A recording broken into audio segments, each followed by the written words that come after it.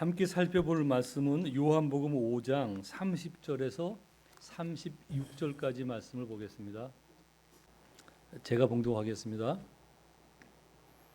내가 아무것도 스스로 할 수 없노라.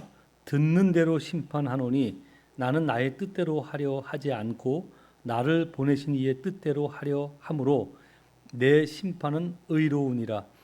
내가 만일 나를 위하여 증언하면 내 증언은 참되지 아니하되 나를 위하여 증언하시는 이가 따로 있으니 나를 위하여 증언하시는 그 증언이 참인 줄 아노라.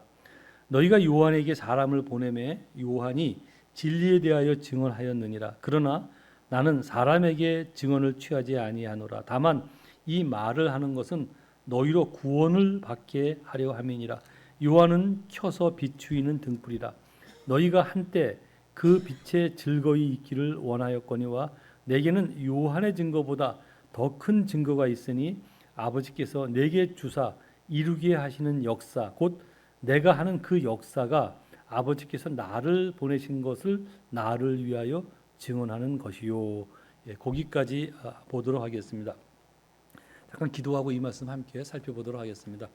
하나님 아버지, 저희로 계속해서 요한복음 말씀 살펴가게 하시니 감사합니다. 오늘도 요한복음 살필 때 특별히 오늘 함께 저희 읽을 본문을 통해서 저희에게 하시고자 하는 말씀이 우리 각 성도의 마음에 들려지도록 성령께서 함께해 주시기를 간절히 소망합니다.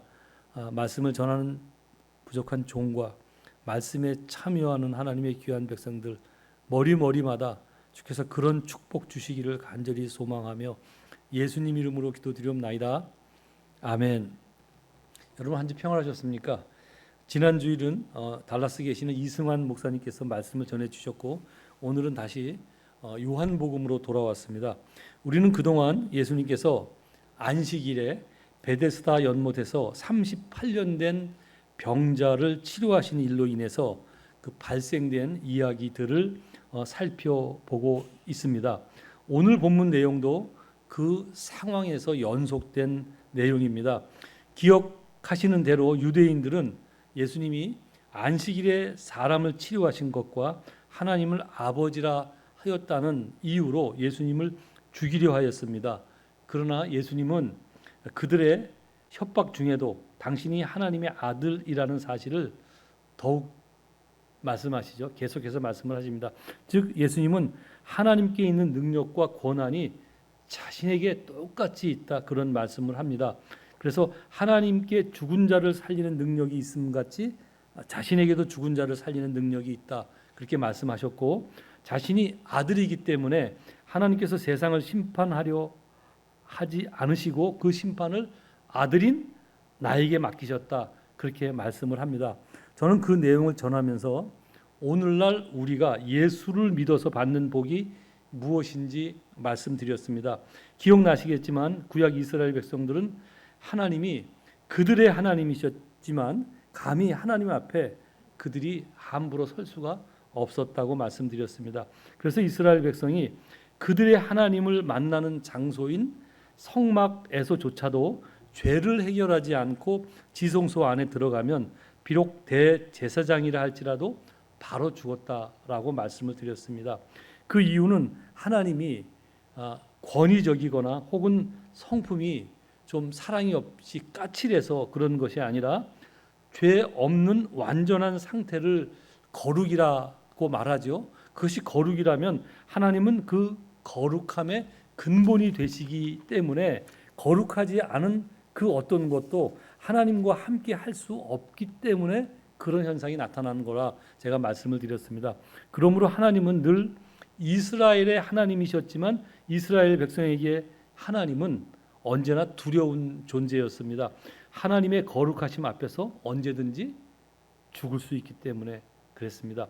그러나 오늘을 사는 우리는 하나님과 완전 같은 분이신 예수님 앞에 죄인으로 그 앞에 설지라도 죽지 않는다고 말씀드렸죠.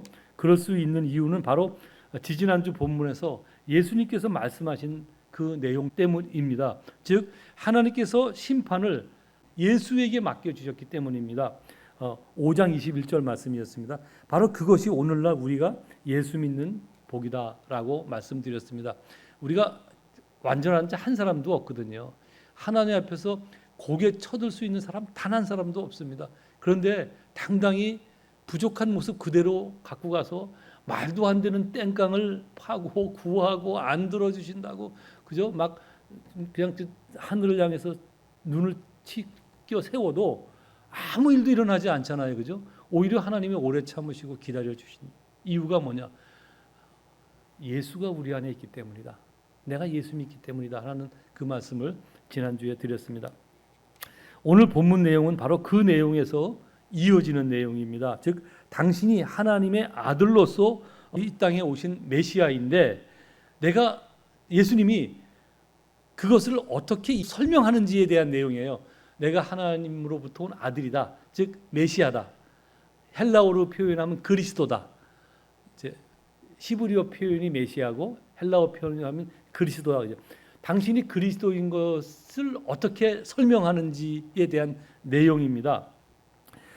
우리는 이 말씀을 통해서 예수님께서 당신이 메시아인 것을 무엇으로 증명하려 하는지를 살펴보려고 하고 그리고 그 사실을 근거로 오늘을 사는 나는 또는 우리는 내가 그리스도인이라는 증거가 어떻게 드러나기를 원하는지 살펴보려고 합니다.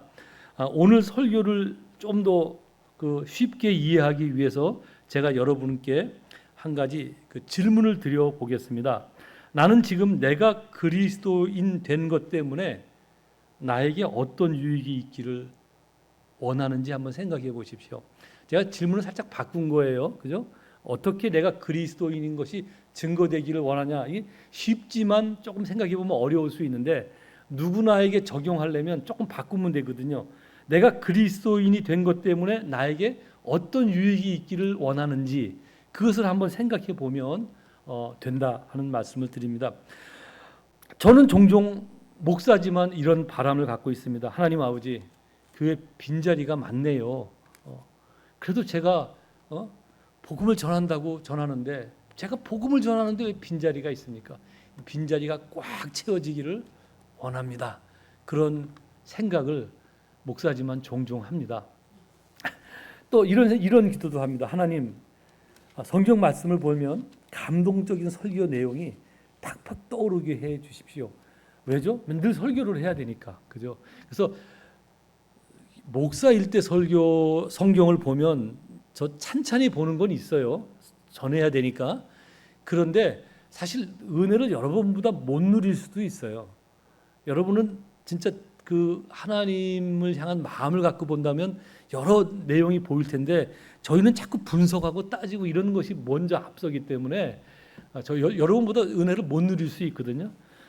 그래서 저는 이제 가끔씩 그런 기도를 하죠. 하나님, 이왕이면 제가 설교하면 많은 사람이 그냥 베드로가 설교했을 때 3,000명이 돌아왔듯이 그냥 확 회개하고 돌아오고 그런 바람이 있습니다. 여러분은 어떻습니까? 여러분은 예수 믿기 때문에 여러분이 그리스도인이기 때문에 어떤 유익이 여러분에게 있기를 원하십니까?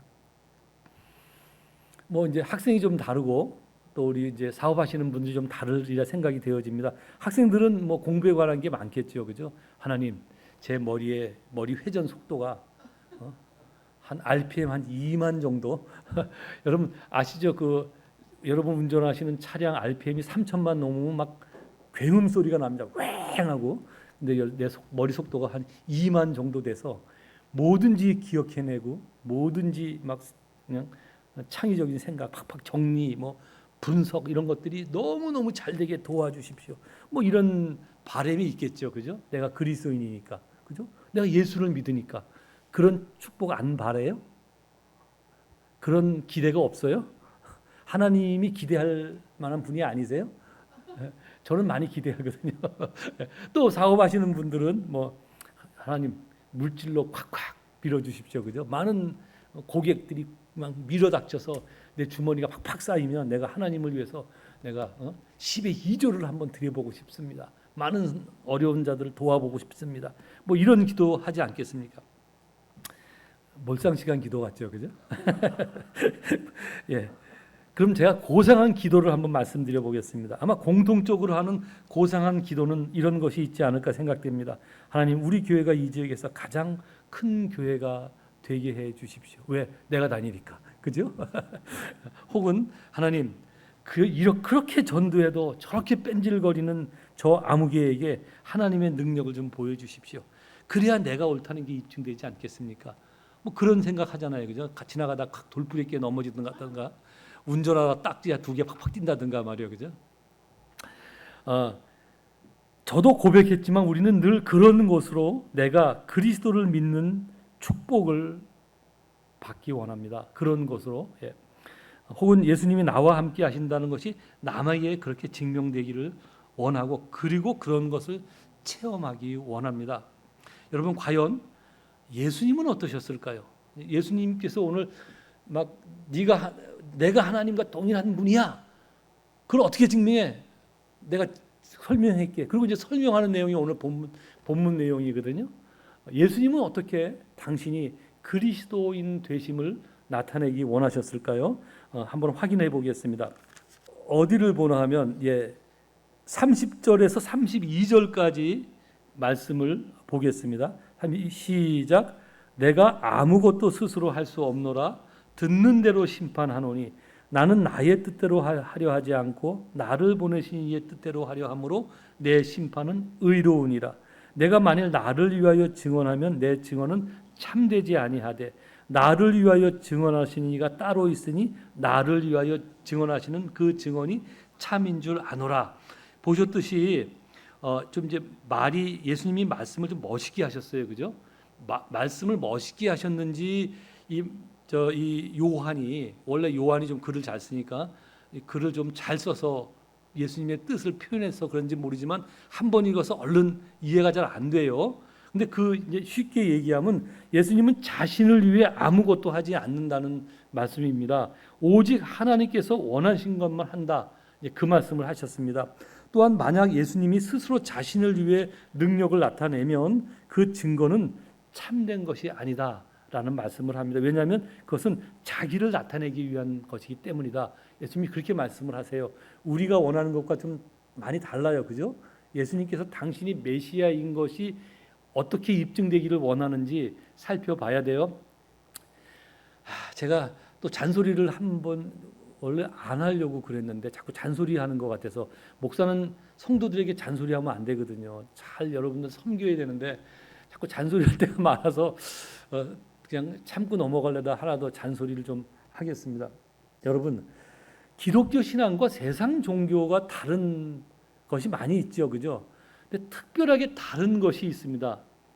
다른 것이 있는데 무엇이나 하면, 세상 종교는 그 세상 종교의 신앙이죠. 엄밀히 말하면 세상 종교의 신앙은 그 중심에 무엇이 그 신앙의 뼈대 역할을 하나 하면 정성입니다. 정성.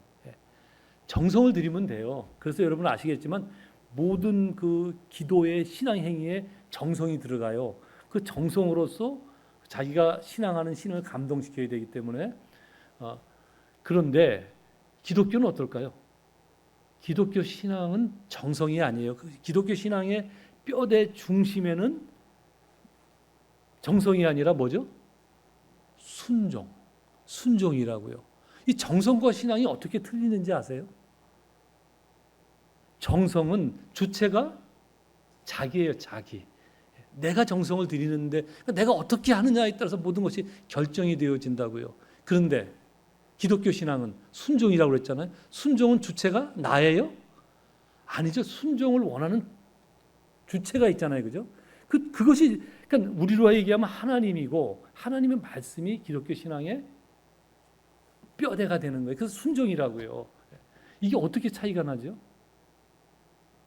그러니까 우리는 신앙생활을 한다 그러면 성경이 뭐라고 말씀하셨는지 그것을 귀담아 봐야 되고, 그것이 말씀하신 대를 닮아가고 노력해야 되는 거거든요. 이게 신앙이에요. 근데 우리는 쭉 성경 말씀, 예수님이 지금 뭐라고 그랬어요? 내가 그리스도인 된 것에 대한 증거는 나를 위해 증거하는 게 아니다. 그죠? 하나님의 뜻에 순종하는 거야. 이렇게 말씀하시는데 이런 거 관심 있게 안 본다니까요. 그럼 뭐에 순종해 도대체? 그죠? 하나님의 말씀이 이거면 그렇구나. 그러면 나도 신앙생활을 할 때 뭐에다 포커스를 맞춰야 돼요? 하나님 말씀에 순종하는 데 포커스를 맞춰야 돼. 잘 안 돼요. 알아요. 잘 안 되지만 그것을 행하려고 애쓰고 노력하는 것이 순종이라고요. 그게 신앙생활이라고요. 여러분, 모세가 이스라엘 백성을 가나안에서 이렇게 빼내서 가나안 땅에 집어넣으려고 그럴 때 그 신명기에 보면 뭐라고 얘기해요? 뭐라고 말씀하면 이제 너희가 들어갈 땅은 네가 애굽에서 네 발로 물대기에서 농사 지을 때와 같은 땅이 아니라 하나님께서 이른 비와 늦은 비를 때에 따라 내려주시는 그 비로 농사 짓는 땅이다. 이렇게 말씀을 하신다고요. 이 얘기는 뭐예요? 이제 들어가면 가나안 땅은 하나님의 백성으로서 살아가는 땅이거든요. 그러니까 하나님의 백성으로 살아갈 때는 그 삶의 주체가 자기가 된다는 거예요. 하나님이 된다는 얘기예요.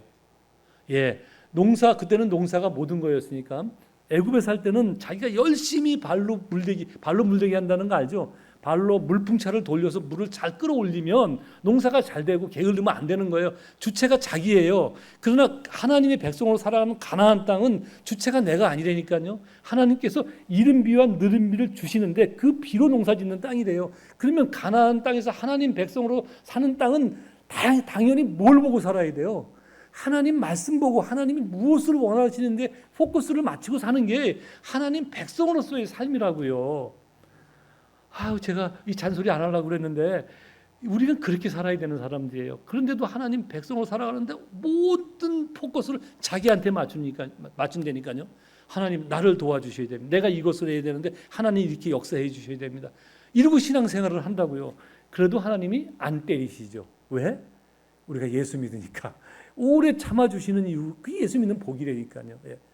완전히 거꾸로 나가도 이스라엘 백성을 보면 알잖아요. 구약에 진짜 지멋대로 살아도 또 선지자 보내고 또 선지자 보내고 오래 참아주시고 그러시잖아요. 그래서 나중에 뭐라고 그래요? 소도 주인을 알고 말도 자기 구유를 아는데 내 백성은 그렇지 못하다. 이게 이사야 선지자를 통해서 하시는 말씀 아닙니까? 여러분, 그렇습니다. 그러니까 오늘 말씀을 이제 무엇을 제가 전하려고 그러는지 아시겠죠, 그죠? 그것을 잘 이해하고 들어야지. 왜 제가 이 잔소리를 했냐면 우리는 신앙생활을 설교를 듣는 거라고 생각을 해요. 듣고 오라 뜨끄떡끄떡 그럼 그걸로 된다고 생각을 하는데 그건 신앙생활이 아니라고요. 실제 삶은 전혀 다른 차원이라니까요. 다른 차원이라고요. 그 부분을 생각을 하셔야 됩니다. 그리고 이제 예수님께서 그렇게 말씀하신 다음에 아주 중요한 말씀을 이어서 하십니다. 36절 말씀입니다. 36절 읽겠습니다. 시작. 내게는 요한의 증거보다 더 큰 증거가 있으니 아버지께서 내게 주사 이루게 하시는 역사, 곧 내가 하는 그 역사가 아버지께서 나를 보내신 것을 나를 위하여 증언하는 것이요. 무슨 말씀인지 이 내용도 알 듯 모를 듯해요. 번역이 그렇다 치면 될 것 같습니다. 제가 좀 쉽게 얘기하면 세례 요한이 와서 예수를 뭐라고 그래? 그가 메시아라고 증거를 했잖아요. 근데 세례 요한이 메시아라고 증언한 그 증언보다 당신에게는 더 자신이 메시아인 증거가 나한테 있다는 거예요. 근데 그게 뭐냐면 하나님께서 자신을 예수님을 이 땅에 보내서 하라고 하신 그 일을 내가 행하는 것, 그것이 내가 메시아인 증거야, 이 말씀이에요. 여러분, 하나님께서 예수를 이 땅에 보내서 하시려고 한 게 뭐예요? 십자가 지시는 거잖아요. 십자가 지시는 것. 내가 그리스도인, 정말 세례 요한 증거보다 더 큰 증거가 있는데 그 증거가 뭐냐? 내가 십자가 지는 거야. 여러분, 뭐가 찡하지 않아요? 여러분, 예수님은 당신이 하나님의 아들이라는 증거가 권력이 아니었어요. 그죠? 권력을 나타나는 게 아니었어요. 신비한 능력을 나타냈지만 그것이 아니라는 거예요. 그것이 내가 하나님의 아들이라는 증거가 아니라는 말이에요.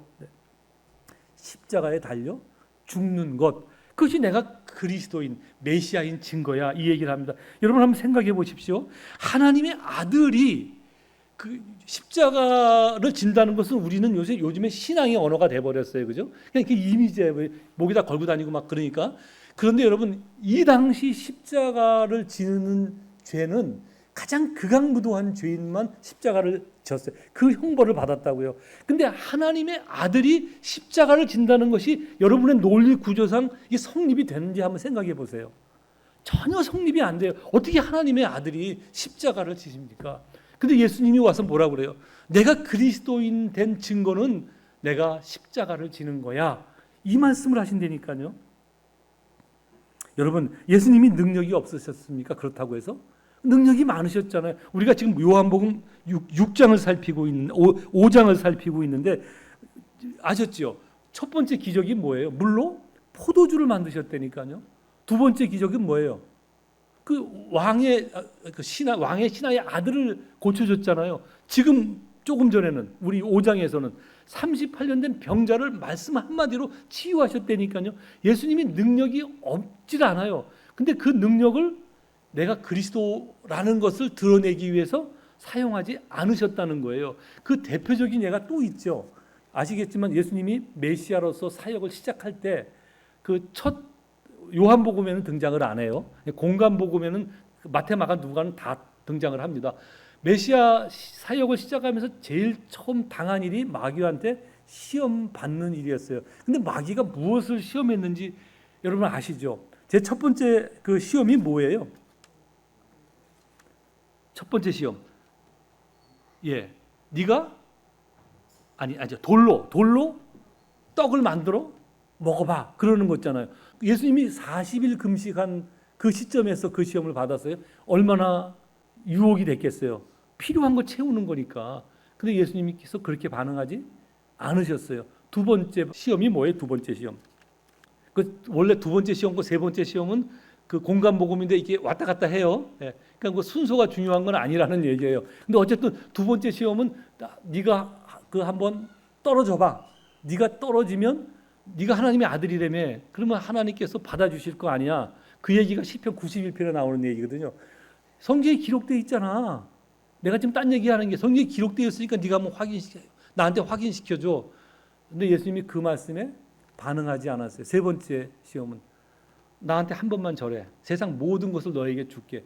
얼마나 유혹이 컸습니까? 그런데 예수님이 반응하지 않으셨어요.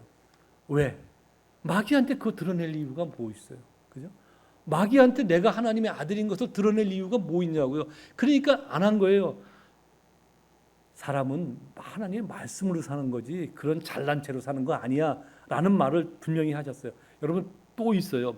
예수님이 십자가 달리실 때 한편에 달린 강도가 뭐라고 얘기해요? 네가 하나님의 아들이라면 네가 어떻게 십자가에 달려있냐? 하나님의 아들이 한번 내려와봐. 너를 구원해봐. 저 같았으면요.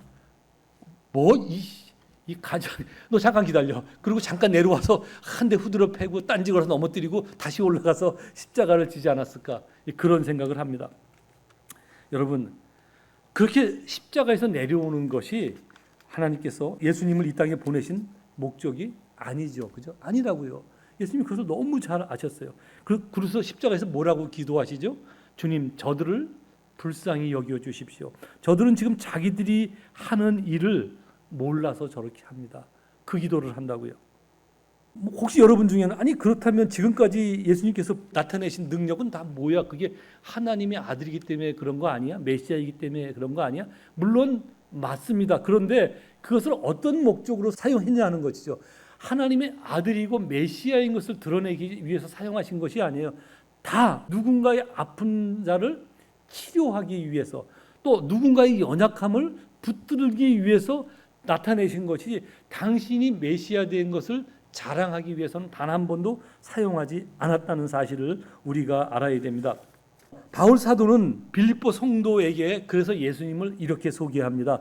우리가 잘 아는 구절인데 빌립보서 2장 5절에서 8절까지 말씀이죠. 너희 안에 이 마음을 품으라. 곧 그리스도 예수의 마음이니 그는 근본 하나님의 본체시나 하나님과 동등됨을 취할 것으로 여기지 아니하시고 오히려 자기를 비워 종의 형체를 가져 사람들과 같이 되었고 사람의 모양으로 나타나셨음에 자기를 낮추시고 죽기까지 복종하셨으니 곧 십자가에 죽으심이라.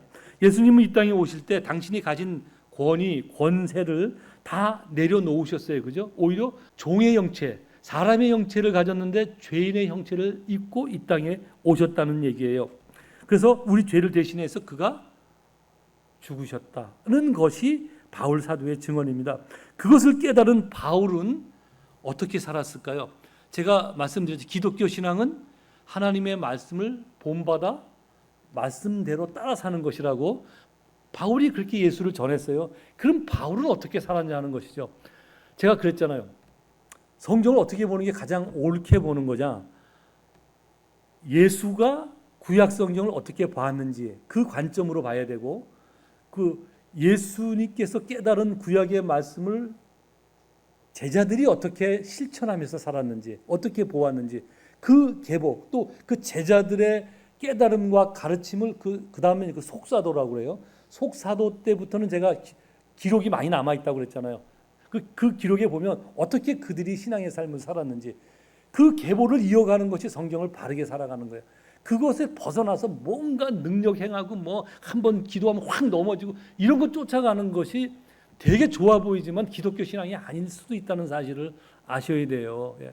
물론 기독교 신앙에 일부 그런 것이 있어요. 어떤 능력이. 근데 그런 것을 쫓아 사는 것은 기독교 신앙이 아니라고요. 왜냐하면 전통에 있지 않거든요. 예수님이 구약의 하나님의 능력을 그렇게 사용하지 않으셨고, 그죠? 예수님의 제자들이 예수님의 능력을 그렇게 사용하지 않으셨고, 속사도들이 그렇게 사용하지 않았어요. 여러분 잘 아시다시피 제자들이 조금 이따가도 말씀드리겠지만 바울이 그 능력이 있으면 왜 로마 감옥에 갇히냐고요. 감옥에 갇혀서 죽잖아요. 왜 예수님의 제자들이 다 요한을 제외하고는 다 순교를 당했어요? 왜 다 순교를 당하느냐고요. 하나님의 능력이 있고 예수님의 능력이 있는데, 그 능력을 자기를 위해서 드러내고 자기가 세상에서 내가 하나님이 있는 축복이 받아 이거야 이렇게 드러내는데 한 분도 사용하지 않았다는 사실을 우리가 알아야 돼요. 그 말씀을 보면 그것을 따라가는 것이 순종하는 것이라고요. 우리 안에는 죄성이 있어서 끊임없이 그렇게 드러나기를 원해요. 그죠? 우쭐대기를 원하잖아요. 또 좋게 포장이 돼. 내가 하나님을 믿으니까.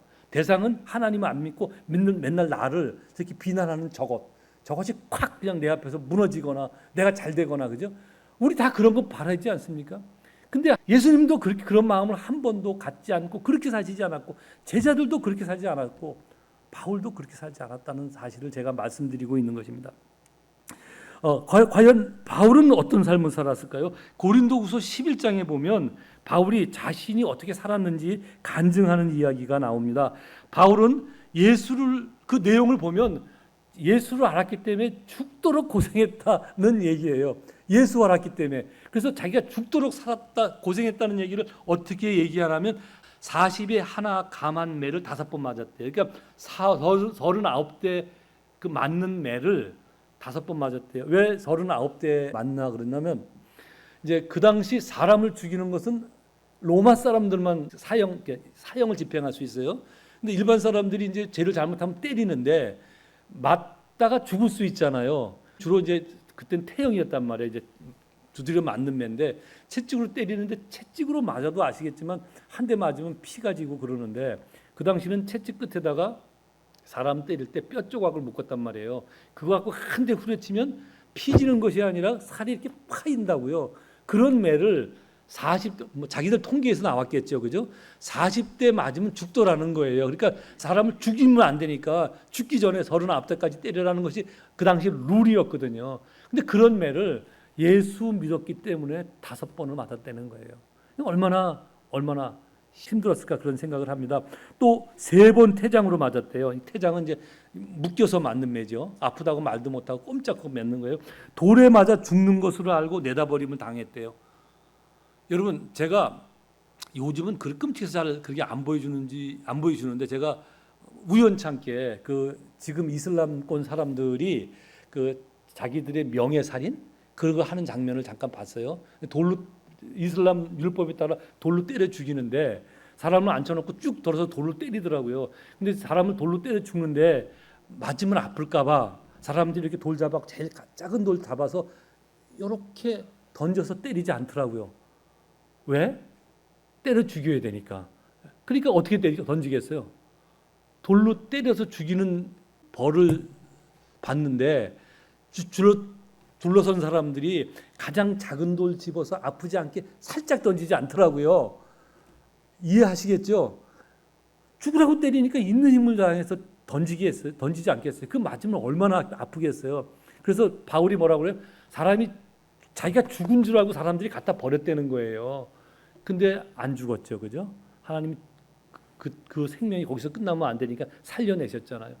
이게 바울의 고백이에요. 내가 그런 매를 맞아서 내가 사람들이 죽은 줄 알고 나를 갖다 버렸는데 내가 살아났어. 왜? 예수 믿었기 때문에. 예수 믿고 나서 바울이 당한 고통이라고요. 게다가 전도하기 위해서 배를 타고 다녔는데 전도하기 위해서 배 타고 가다가 이 파산당해서 죽을 고비를 몇 번을 당했다고 기록돼. 아니 놀러 가는 것도 아니고 캠핑 갔다 전도하러 가다가 당했다는 거예요, 여러분. 여러분 그뿐입니까? 바울에게는 평생 자신을 괴롭히는 병이 있었습니다. 하나님께 그 병을 치료해 달라고 3번이나 아시겠지만 간절히 기도를 했어요. 그런데 응답이 왔지요, 하나님께. 하나님의 응답이 뭐였어요? 내 은혜가 너에게 족하다. 됐어. 우리로 얘기하면 야 됐다. 그런 얘기죠. 됐어. 예. 너가 약한 데서 온전해짐이니라. 예. 이것이 기도 응답이었습니다. 바울 사도는 그때부터 죽을 때까지 그 질병을 몸에 달고 살았습니다. 그리고 결국 로마 감옥에서 2년이나 수감 생활하다가 결국 거기서 순교를 당하고 맙니다. 이 삶이 바울의 그 삶이 우리가 알고 있는 바울의 삶이라니까요. 우리는 바울 그러면 우와 늘 이러지만 이게 바울의 삶이라고요. 바울이 왜 그렇게 살았어요? 어떻게 그렇게 살 수 있었냐고요. 그가 예수가 누구인지 어떤 삶을 살았는지를 깨달았기 때문에 닮아가기 위해서 애쓴 삶이 바로 이 바울의 삶이에요. 그래서 바울은 한 번도 하나님 앞에 하소연하지 않았어요. 하나님 이럴 수 있습니까? 내가 누구입니까? 나는 내가 가진 모든 지식, 내 가문의 영광, 내 신분의 위엄 모든 것을 다 버리고 주님을 따랐는데 하나님 내게 조금 너무하신 것 아닙니까? 이런 기도 한 적이 없어요. 예. 오히려 고난 당하는 사람을 위로하고 다녔잖아요. 오히려 이런 말씀을 합니다. 그러나 무엇이든지 내게 유익하던 것을 내가 그리스도를 위하여 다 해로 여길 뿐더러 또한 모든 것을 해로 여김은 내 주 그리스도 예수를 아는 지식이 가장 고상함을 인합니다. 내가 그를 위하여 모든 것을 잃어버리고 배설물로 여김은 그리스도를 얻고 그 안에서 발견되려 함이니라. 예수 안에서 발견되려 함이니라. 빌립보서 3장 7절에서 9절까지 말씀입니다. 여러분 바울의 이야기는 이것입니다. 세상 부귀와 영광을 얻는 것이 결코 그리스도를 아는 것 그 이상의 가치가 될 수 없었다는 이야기입니다. 여러분 그 결과 어떻게 되었습니까? 바울이 2년간 수감 생활을 하고 생을 마쳤지만 로마 감옥에 있던 바울 주변에 있던 사람들이 복음을 들었습니다. 그리고 그 사람들의 가정이 복음을 들었습니다. 그리고 또 그들이 로마에 흩어져서 복음을 전했습니다. 여러분 그리고 그 작은 불씨가 어디까지 번졌는지 아시죠? 그로부터 200년 정도 후에는 드디어 로마의 황제가 복음을 듣고 기독교를 로마의 국교로 인정하게 됩니다. 그리고 로마로 인해서 그 복음은 전 세계로 확산해서 나갔고 드디어 저와 여러분도 그 복음 대열에 들어서게 된 것입니다. 여러분 제가 지금 무엇을 비교하고 있는지 아시죠? 예수님은 당신이 이 땅에 그리스도로 오셨음을 증명하기 위해서 세상의 능력이나 권력을 지향하지 않으셨고 오히려 죄인을 위하여 기꺼이 돌아가시는 것이 당신이 이 땅에 그리스도로 오신 것을 증명하는 것이다 라는 말씀을 하셨다는 것을 전하고 있습니다. 그리고 그 사실을 깨달은 바울도 그렇게 살았습니다. 그런데 저와 여러분은 어떠냐 하는 말씀을 드리고 있는 것입니다. 제가 살면서 보니 특별히 이제 제가 공부 잘하는 사람들을 섬기고 있잖아요. 그런 사람들 이제 목회를 하고 있는데 공부 잘하는 사람의 특징이 있어요. 제가 발견한 거예요. 아주 기가 차죠. 예. 공부 잘하는 사람의 특징이 뭐냐 하면 교과서를 자세히 읽어요. 아주 세밀하게 읽고 또 정확히 적용을 합니다. 교과서를 잘 적용을 한다고요. 근데 교과서뿐만 아니라 하다못해 생활용품을 사도 매뉴얼을 정확히 읽고 잘 사용을 하더라고요. 뭐 다 그런 건 아니지만 예. 어쨌든 그 매뉴얼을 잘 살펴보는 것이 공부 잘하는 사람의 특징이더라고요. 그런데 한 가지 아이러니한 것이 있어요. 그 좋은 그 공부 잘함의 특징이 신앙에는 적용이 안 되더라는 것이에요. 다 그렇다는 건 아니고요.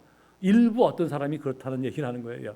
신앙에 적용이 안 되더라는 말입니다. 그것을 어떻게 알 수 있나 하면 그 많은 사람이 매일 또는 매주일 성경을 보거나 말씀을 듣는데 그리스도가 하지 않으신 그리스도인이 된 증명을 늘 신앙으로 요구하더라는 거예요. 매뉴얼이 없는데 늘 그런 것을 꿈꾸며 살더라는 거예요. 머리 좋음 같고, 그죠? 세상에 성공하는 것, 세상에서 잘 되는 것. 매뉴얼은 그게 아닌데 머리 좋은 거는 공부에는 잘 적용을 하는데 왜 성경 신앙에는 적용을 하지 않는지. 여러분의 그 잘남이, 그 똑똑함이 신앙에 적용이 된다면 매뉴얼이 뭐라고 그랬지? 그럼 그 매뉴얼대로 살려고 애쓰고 노력해야 되잖아요. 근데 정반대로 가더라는 거죠. 이 나의 이 명철함과 내가 가진 이 준비된 이 세상의 어떤 질서 이런 것들로 내가 세상에서 좀 잘 되고 축복받기 원하는 그런 신앙을 다 갖고 졸업을 하더라는 거예요. 다는 아니겠죠, 그죠? 일부, 아주 극소수 일부는 그렇다는 것이에요. 이런 부분을 우리가 좀 잘 생각해 봐야 됩니다. 아주 당당하게 기독교 신앙의 이름으로 그렇게 추구하고 산다는 것이죠. 매뉴얼은 분명히 그게 아닌데, 여러분 신앙이 무엇입니까? 신앙이 기독교 신앙은 초능력의 세상으로 들어가는 것을 의미하지 않습니다. 기독교 신앙은 안 되는 것을 되게 하고 없던 것을 있게 하는 것을 의미하지 않는다는 말씀을 제가 드리고 있습니다. 여러분 기독교 신앙이란 그리스도를 닮아가는 삶입니다. 이게 기독교 신앙이라니까요. 그죠? 이게 성경이 보여주고 있는 내용이고 사도 바울이 예수님을 보고 산 삶이 그 내용이라고요. 예수님의 제자들이 그것을 보고 어떻게 살았는지를 매뉴얼로 기록해 놓았잖아요. 우리가 이것을 따라가는 삶, 이것이 기독교 신앙이라고요. 신비한 능력을 달고 사는 삶이 아니라니까요. 이 땅에서 세상 사람들과 똑같이 살면서 힘쓰고 애쓰며 살아가지만 세상 사람들과 달리 그리스도를 따라 그리스도의 마음으로 그리스도의 자세로 그리스도를 닮아가기 위해서 애쓰는 것, 그것이 기독교 신앙입니다. 물론 기독교는 기적의 종교입니다. 하나님께서 지금도 필요하다면 기적을 당신의 자녀들에게 나타내 보이십니다. 그러나 그것은 저와 여러분이 이 땅에서 잘 남을 입증하라고 보여주시는 것이 아닙니다. 이 땅에서 자존심 구기지 말라고 보여주시는 것이 아니라는 사실을 우리가 기억해야 됩니다. 저와 여러분에게 어떤 위로가 필요하고 그렇게 함으로 어떤 영혼을 구원할 수 있을 때 하나님께서 나타내 보여주시는 것입니다. 여러분 이제 말씀을 정리하겠습니다. 요즘의 모든 축복은 이 땅에 살면서 잘 먹고 잘 사는 것, 이 땅에서 잘 되는 것, 그것이 기준이 되어버린 것이 이제 사실이죠. 그래서 예수 믿는 그리스도인조차도 예수를 믿으면 무조건 잘 살아야 하고, 예수를 믿으면 공부도 잘해야 하고, 예수를 믿으면 병도 안 걸려야 하고, 예수 믿으면 직장에서 쫓겨나지 않아야 된다고 생각을 합니다. 그러나 아닙니다. 그것이 그리스도인이 된 표지가 아니라고요. 지금 말씀에서 확인하셨듯이 예수님도 그것을 그리스도인 된 표지로 삼지 않았고 바울도 그리스도 된 표지로 그런 것을 삼지 않았습니다. 성경이 분명하게 이야기하고 있고 예수님도 그렇게 살지 않으셨습니다. 그리고 우리의 위대한 신앙 선배인 바울도 그러지 않았습니다. 우리의 그리스도인이 된 증거는 주님을 닮는 삶으로 나타나야 합니다. 용서하고, 쉽게 정리를 하자면 용서하고 배려하고 기다려주고 덮어주고 붙들어주는 것으로 나타나야 됩니다. 여러분 그런데 그것이 입증되면 여러분 그런 거 있죠. 근데 우리는 기다려주는 것보다는 내가 옳다는 것이 더 나타나기를 더 바라죠. 그죠? 더 급하잖아요. 주로 이 문제가 어디서 드러나나 하면 신앙일 때 그래요. 세상 문제일 때는 뭐 그럴 수 있다고 쳐요. 근데 기독교 같은 공동체 안에서 신앙으로 내가 옳을 때는, 내가 옳다는 것은 상대방이 참 못 깨달았다는 거잖아요. 못 깨달았을 때는 내 목소리가 커지죠. 그죠? 그냥 속으로 그냥 막 이러고, 그리고 어떻게든지 내가 옳다는 것을 입증시키기 위해서 그냥 마구 그냥 쏟아낼 수 있거든요. 마구 거칠게 행동할 수 있거든요. 예. 그러지 않아야 되는 거예요. 주님은 안 그러셨잖아요. 예수님이 그러지 않았잖아요. 당신이 옳다는 것을 입증하기 위해서 당신 반대하는 사람 후려치고 그랬어요. 십자가에 달려 돌려가면서 뭐라고 기도하셨다고요? 저들을 용서해 주십시오. 저들이 자기들이 하는 짓을 알지 못합니다. 여러분, 스데반이 뭐라고, 돌에 맞아 죽으면서, 은혜와 진리가 충만해서 돌에 맞아 죽으면서 뭐라고 기도했죠? 저들을 용서해 주십시오. 저들이 하는 짓을 알지 못해서 그렇습니다. 스데반도 그렇게 기도했다니까. 얼마나 주님을 닮아가는 모습을 살았습니까? 여러분, 오래 참으셔야 됩니다. 그리고 용서할 줄 알아야 되고 배려할 줄 알아야 돼요. 배려라는 것, 그죠? 배려라는 것은 어떤 거예요? 배려라는 것은 상대방이 잘할 수 있도록 환경을 만들어주고, 그죠? 어떻게든 친해지고, 뭔가 하여간 그 상대가 성도로 살아날 수 있도록 환경을 만들어주기, 이게 배려 아닙니까? 물론 말하기는 너무 쉬워요. 저도 지금 목사지만 뜨끔해요. 말하기는 참 쉬워요. 말로. 제가 아까 그랬잖아요. 신앙이 설교 듣는 게 아니라니까요. 들으면 아멘이 되잖아요. 그죠? 제가 옳은 소리 하니까. 근데 아멘, 그러고 끝나면 안 되는 거예요. 이게 살면서 진짜 어떤 순간에 배려하고 용납하고 기다려준다는 게 얼마나 어려운 줄 아십니까? 근데 그것을 해가는 것이 기독교 신앙이라고요.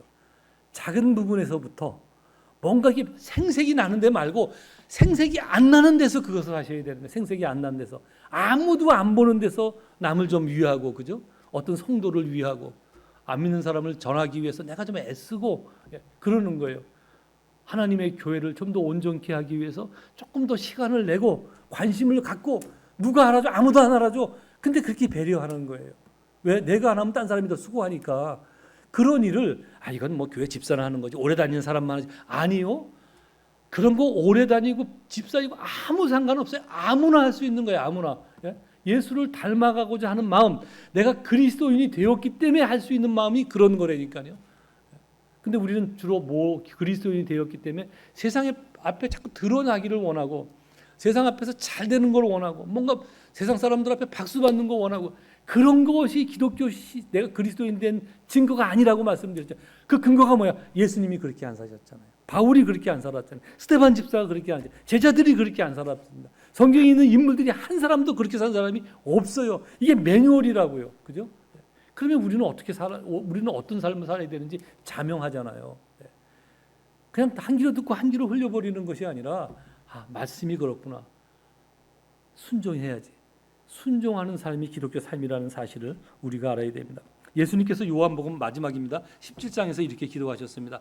아버지께서 나를 세상에 보내신 것 같이 나도 저희를 세상에 보내었고, 또 저희를 위하여 내가 나를 거룩하게 하오니 이는 저희도 진리로 거룩함을 얻게 하려 함이니라. 요한복음 17장 이제 살펴가겠지만 앞으로 성경에 유일하게 남은 예수님의 기도 내용이죠. 하나님께서 당신을 세상에 보내신 것 같이 우리도 똑같이 그렇게 세상에 보내셨다는 말씀입니다. 여러분 잊지 마십시오. 저와 여러분은 이 땅에 보내진 자들입니다. 그러므로 나는 무엇으로 그리스도인이 된 것을 입증하기 원하는지 생각하셔야 됩니다. 왜냐하면 입증해야 되니까요. 세상에 보내졌기 때문에 세상 앞에 내가 그리스도인이 된 삶을 살아야 돼요. 우리는 그것으로 하나님 앞에 가서 평가를 받는다니까요. 우리가 고린도후서를 아침 예배 때마다 보고 있는데, 고린도후서에서 바울이 이런 얘기를 합니다. 자기가 하나님 앞에 섰을 때 그 심판의 두려움, 이건 하나님이 두렵다는 얘기가 아니라 잘못 살았을 때 하나님 앞에 그 부끄러움, 그 두려움을 알기 때문에 자기는 자기의 자존심도 내려놓고 살았고, 자기의 평안함도 내려놓고 살았고, 그렇게 살았다고 바울이 간증을 한다니까요. 바울만 보내진 게 아니에요. 우리는 다 그리스도 앞에서 예수님이 말씀하시냐, 내가 저희를 보냈다고. 보내진 삶을 산 사람, 보내진 사람들입니다. 그러니까 저와 여러분은 모두 다 살면서 세상 앞에 내가 그리스도를 믿는 사람이다라는 것을 드러내야 된다니까요. 무엇으로 드러낼지를 잘 생각하면서 앞으로 성경이 원하는, 하나님께서 원하시는, 예수님께서 사셨던 그 놀라운 은혜로 내가 그리스도인됨을 드러내기를 원하는 저와 여러분 되어지기를 간절히 소망합니다. 아멘. 기도하겠습니다.